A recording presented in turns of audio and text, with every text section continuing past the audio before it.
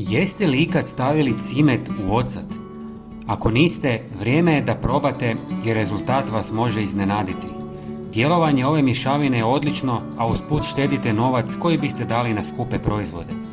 Iako biste mogli jednostavno staviti cimet u ocat, mi ćemo napraviti korak više za jači učinak. Za početak, sameljite koru cimeta u mlincu. Možete koristiti i gotovi mljeveni cimet, ali svježe mljeveni ima puno jače i duže djelovanje. Ako volite ovakve korisne savjete, pozivamo vas da se pretplatite na naš kanal. To vas ništa ne košta, a saznati ćete korisne trikove svaki dan. U 200 ml tople vode dodajte samljeveni cimet i dobro promiješajte. Ostavite da stoji 2 sata kako bi otpustio sve korisne tvari.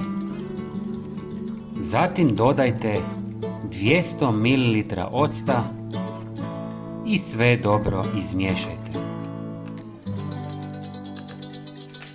Procijedite smjesu kroz gazu kako biste dobili čistu tekućinu. Možda se pitate zašto sve ovo radimo, ali uskoro će vam sve biti jasno. Ulijte tekućinu u bočicu sa raspršivačem. Ova mješavina je savršena za prskanje oko prozora, ulaznih vrata, terasa ili drugih površina. Cimet u kombinaciji s octom odbija mrave, komarce, žohare, stonoge, pa čak i miševe. Ocat dezinficira površine, dok cimet ostavlja ugodan miris i odbija štetočine. Možete čak i obrisati podove ovim sredstvom ili ga nanijeti na kožu kao zaštitu od komaraca.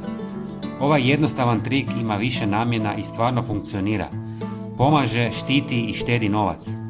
Podijelite video sa prijateljima kako bi i oni imali koristi. Hvala vam na gledanju i veliki pozdrav!